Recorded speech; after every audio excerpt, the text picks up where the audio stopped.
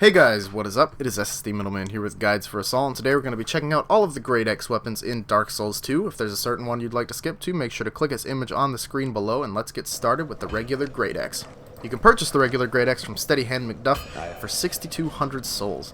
And we're going to talk about the Greataxes in general here after the Greataxe stats, which at plus 10 you'll be doing 390 base damage with a B scaling in strength and an E scaling in dexterity. Now, the Greataxes are very slow swinging weapons, and obviously you will have to look for an opening to actually hit your enemies with this, because if you're not careful, they will hit you mid-swing, cancel your swing, and leave you wide open for a bunch of counters from them.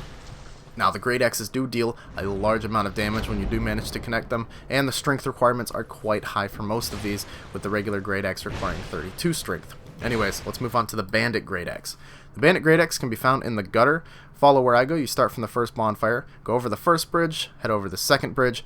Then there you will need to drop down onto a platform you can see over here, cross another bridge, keep going straight, drop down another platform, then once you get there, proceed upon the path and climb the insanely tall ladder until you get to the top, at which point you will see a building. Inside of that building will be a pot that you can break and grab the Bandit Greataxe.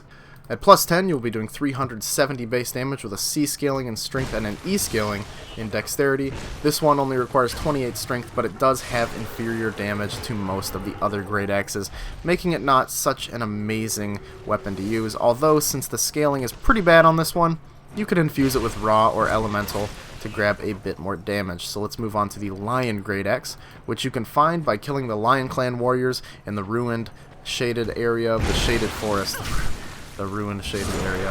But yeah, kill these guys. They'll drop the Lion Greataxe sometimes. It took me a long time to farm for this one, but you will get it eventually. Now at plus 10 you'll be doing 290 base damage with a B scaling in strength and a C scaling in dexterity. Another weapon with pretty low damage, and unfortunately, unlike the ones that the Lion uses against you, it will not inflict curse upon an enemy when you hit them. That would have been a really awesome ability to put onto this weapon, but unfortunately they did not throw that on.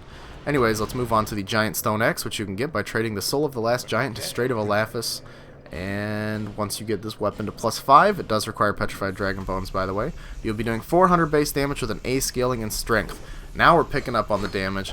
It does require 45 strength to wield, but by then you will be having a lot of damage added with the scaling. Now, this weapon is pretty awesome because the sweet spot, which is the part of the weapon that will actually connect and deal the most damage instead of dealing reduced damage with just the tip, ends really close to the end of the weapon's range. So you'll pretty much always hit the enemies with that sweet spot of the weapon and deal out the full damage, even if they are quite a nice distance away from you. This weapon used to not be as good. It has been buffed twice in patches, so it is basically at its all-time peak of damage, and the weapon rating can be 526 when you fully upgrade it and have the 45 strength to wield it, making it a pretty solid Greataxe to use. Anyways, let's move on to the Gurm Greataxe, which you can get by buying 16,000 souls worth of items from Lonesome Gavlan and then talking to him, or you could just kill him, but how could you kill Gavlan? Wheel Gavlan deal, he's such a sweet guy. Anyways, at plus 10, this one will do 390 base damage with an A scaling in strength and an E scaling in dexterity. Some of the best damage we've seen so far in the Greataxe class. This weapon is actually really good. It's one of my favorite ones. It does have very short range, even shorter than some of the other Greataxes, but you will see that the moveset is actually pretty unique. When you roll and do the two-handed R1 attack, it'll be similar to the Greataxe in Demon Souls. When you do the power set moveset, it's more like the Lion's Greataxe, and the one-handed light attack moveset is kind of like the Greatswords. It's pretty weird, this moveset, but it is a very fun weapon to use nonetheless. And now moving on to the Black Dragon Greataxe, which you can get in the Dragon Shrine by killing the Dragon Knight that wields this. This is a 1% drop rate, and there's only one enemy in the game that you can get this from, making it a very annoying weapon to farm for. Once you upgrade this at plus 5 with the Petrified Dragon Bones, you will be doing 410 base damage with no scaling, just like the other Black Dragon weapons.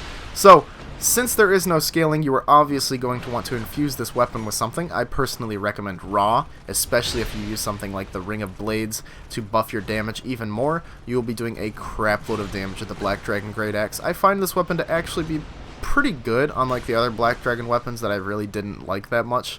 This weapon is actually pretty fun to use, and since there is no scaling, it makes it a prime target for infusion. which you don't get to do on many weapons because of the scaling getting lowered when you infuse the weapons. But yeah, very hard to get, but a pretty fun weapon to use overall. So let's move on to the Black Knight Greataxe. You can get this in the Iron Keep by the Iron Hearth Hall bonfire. When you head into that room where you can pull the lever and bring the Turtle Knights down into the lava, do that, then head up the ladder that it reveals up to the roof. Keep going through until you drop down into the area with 3 Alon Knight captains. Kill them, and there will be a chest in the corner containing the Black Knight Greataxe. Now you upgrade this guy with Twinkling Titanite. You'll be dealing 340 base damage at +5 with 120 fire damage, an A scaling in strength, a D scaling in dexterity, and a C scaling in fire damage. Whew! This weapon is a very interesting weapon, and I really, really wanted to like it because of all these cool effects that are on it. Also, you will notice that the handle is pretty long on this weapon, actually giving it longer range than the other Greataxes we've talked about. The requirements for this are a little awkward at 40 strength, 18 dexterity, 10 intelligence, and 10 faith, but you probably have your intelligence and faith above 10, even if you are using a pure strength build. If not, it'll only require a few levels to reach there. Now, if you do not hit with the blade of this weapon and you do hit with the handle, it will deal less damage and you will lose more durability that way, and this weapon is unfortunately much slower than the other Greataxes, which kind of sucks because I really, really wanted to like this weapon, but the slow swing speed makes it pretty much unusable in PvP. That's just my personal opinion. Maybe you guys have found some success in this, but in my experience this weapon is maybe really good in PvE if you're good at timing those hits, but PvP I just don't see anybody actually using this in tryhard mode. So let's move on to the Drake Keeper's Greataxe, which you can get in the Dragon Shrine. If you do this, you have to go up to that platform where that Dark Priestess is, and he shoots those stupid lightning balls at you, and it's super obnoxious, and everybody hates it. Kill him, then jump across to reach that other platform that is previously unreachable. Run around and open the chest, and you will find this along with the Drake Keeper's Great Shield. Now you upgrade this guy with regular Titanite. At +10, you'll be doing 380 base damage with an A scaling in strength and an E scaling in dexterity. This weapon also has a pretty decently long handle, and it actually will give you probably more range than the Black Knight Greataxe, I think. It's pretty nice range, unfortunately, similarly to its Black Knight Greataxe buddy over there. You swing pretty slow, it's easy to dodge, and that's one of the reasons that I can't like this weapon very much either. Now, obviously, it's great for pure strength builds if you want to hit enemies at longer range, because most of the other strength weapons require you to hit them at close range. But, yeah, there's really nothing else to say about this weapon, so let's move on to the last but not least, the Crescent X, which you can get in the Brightstone Cove Seldora. Near Weaponsmith Ornifex, there will be a door guarded by a red lizard. Don't run up to the red lizard, it'll just blow up and kill you. Go through that door and break the bookshelf. There will be a room with a spider in it, and you can open this chest containing the axe and the spell Soul Vortex.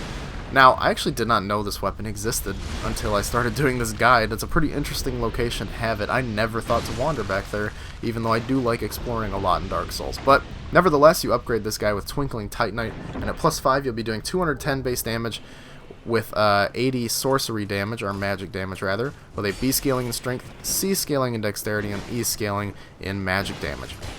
Very, very interesting Greataxe, as they say, although it's more like a scythe class weapon or maybe a halberd. Not really like a Greataxe.